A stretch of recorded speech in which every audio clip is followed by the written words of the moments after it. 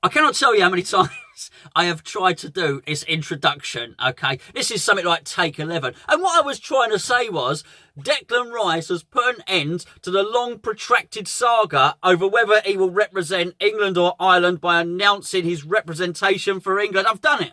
I've done it. I don't know why it took me so long. Anyway, that's the news. Crikey. Anyway, I've made that far harder than it needed to be. Declan Rice is playing for England. That's it. End of video. No, not really. I think it's a brave decision by Declan. He's taken his time, and I think it's brave because he's going to get more stick for this.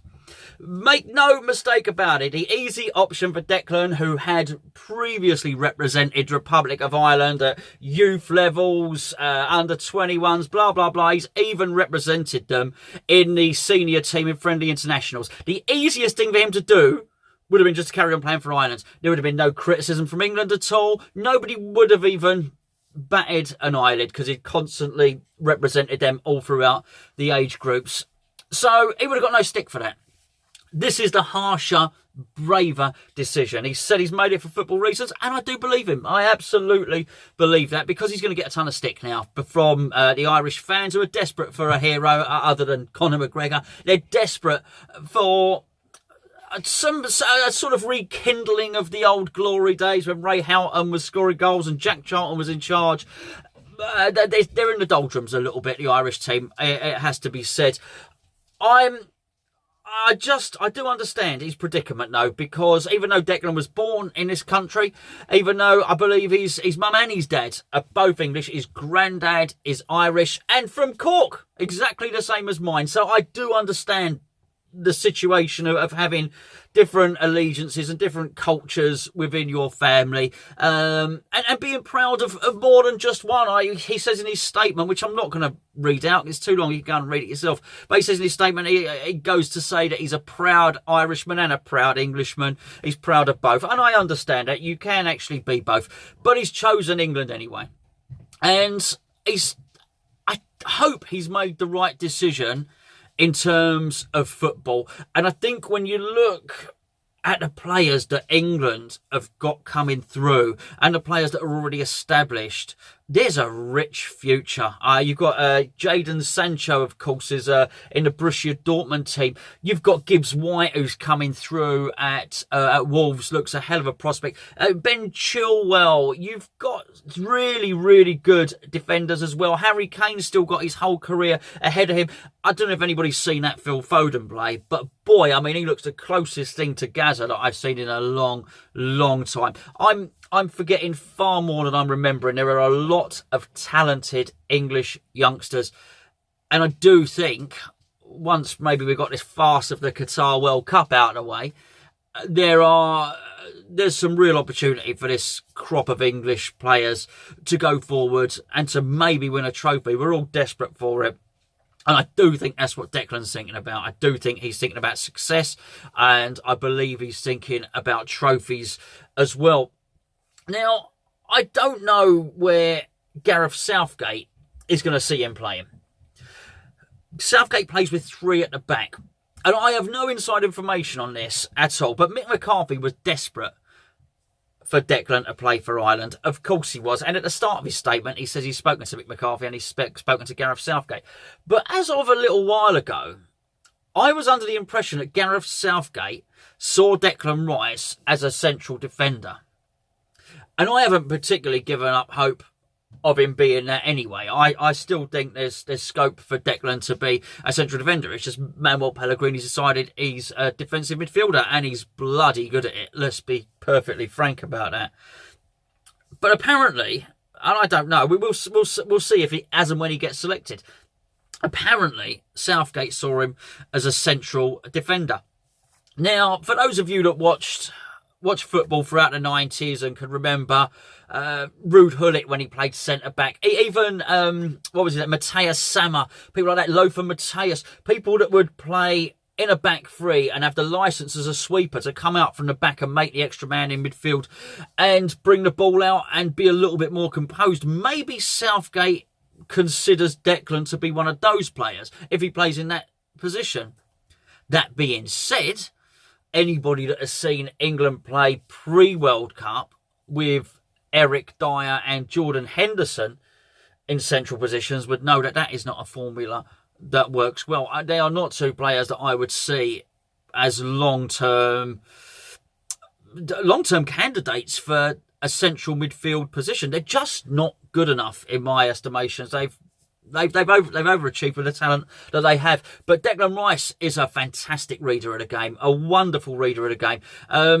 He's always a step ahead. Reminds me of a Ron Greenwood mantra, where Ron Greenwood always say to try and see a picture in your mind, always know what you're going to do, be one step ahead.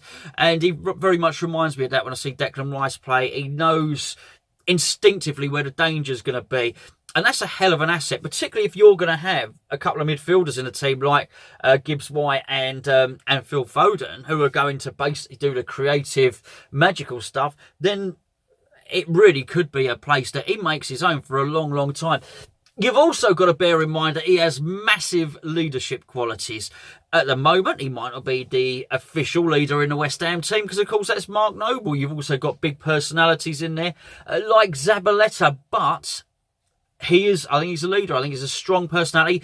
He's only 20 and he's carried himself really well through all of this decision making about which international team he's going to play for, but also the real long saga about whether he was going to sign a contract or whether he wasn't. He kept himself to himself and let everybody else, like me, do the talking, and that's the right thing to do. I'm pretty sure he's probably put this statement up now and he's sort of watching from between his fingers, and hopefully he's not reading too much of the negative comments that are on the internet, because I mean we know from ourselves just from watching comments on videos, it's so easy to focus on the crap comments and the people that are actually being horrible, but I'm pretty sure they're going to be far outweighed by the people welcoming him into the England fold. And as an England fan, I am absolutely thrilled that he's going to be playing for England, because I haven't hidden my thoughts on Eric Dyer and Jordan Henderson. I just don't see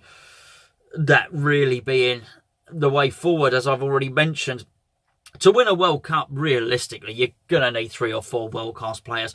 And I do think Declan Rice has the capacity to be that in either one of the positions that he makes his own. And I do think, be it central defensive midfield or as a sweeper in a back three, he's got a real chance. But I do understand the Irish fans being a little bit upset. But Ireland won't fail because Declan Rice hasn't played for him. And there's something. The Irish game is just not going through a particularly good period at the moment. Declan Rice would have been head and shoulders the best player that they had at the moment.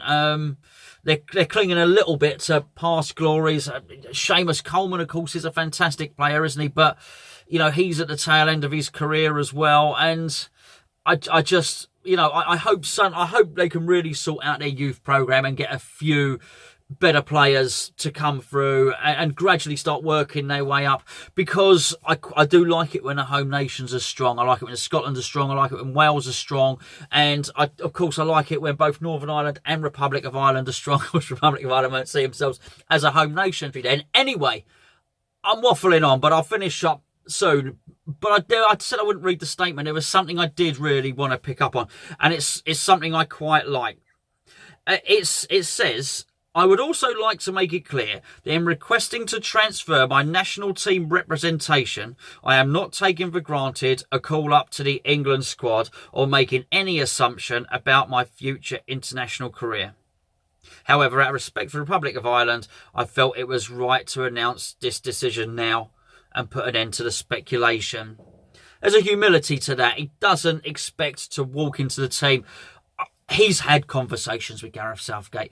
There's no way that he wouldn't have done. So I'm sure there were certain assurances given, but he wouldn't have been told that you're going to walk into the team. He's going to have to earn his stripes, but I would expect Declan to be in the next England squad.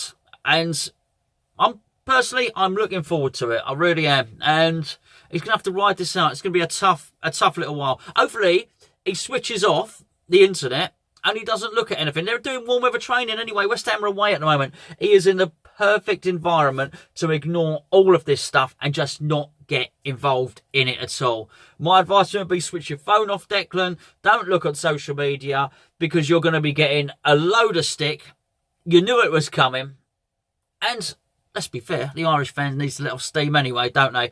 They're going to be pretty disappointed today. But much as Declan knew the stick was coming, I do have a feeling that the Irish fans probably knew the moment he decided to take a little bit of time to make up his mind that he was probably going to choose England in the end anyway.